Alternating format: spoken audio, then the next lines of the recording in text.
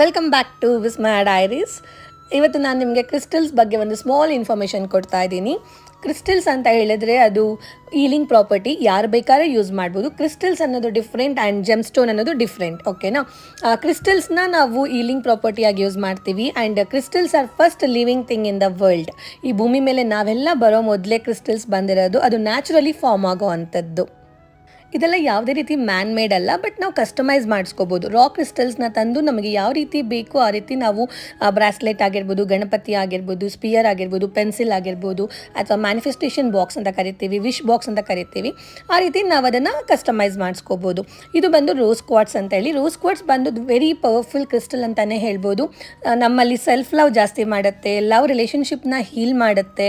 Love ಅಂದ ತಕ್ಷಣ ಬಂದ ತಕ್ಷಣ ಬರೀ ಗಂಡ ಹೆಂಡತಿ, ಬಾಯ್ ಫ್ರೆಂಡ್ ಗರ್ಲ್ ಫ್ರೆಂಡ್ ಅಷ್ಟೇ ಆಗಿರಲ್ಲ. ಪ್ರತಿಯೊಬ್ಬರು ಮಧ್ಯದಲ್ಲೂ, ಅಂದರೆ ಈಗ ಮೇಡ್ ಆಗಿರ್ಬೋದು, ಸೆಕ್ಯೂರಿಟಿ ಆಗಿರ್ಬೋದು, ವರ್ಕ್ ಸ್ಪೇಸಲ್ಲಿ ಆಗಿರ್ಬೋದು, ಪ್ರತಿಯೊಬ್ಬರ ಜೊತೆಗೂ ನಮ್ಮ ಒಂದು ರಿಲೇಷನ್ಶಿಪ್ನ ತುಂಬ ಚೆನ್ನಾಗಿ ಮಾಡುತ್ತೆ ಈ ಕ್ರಿಸ್ಟಲ್.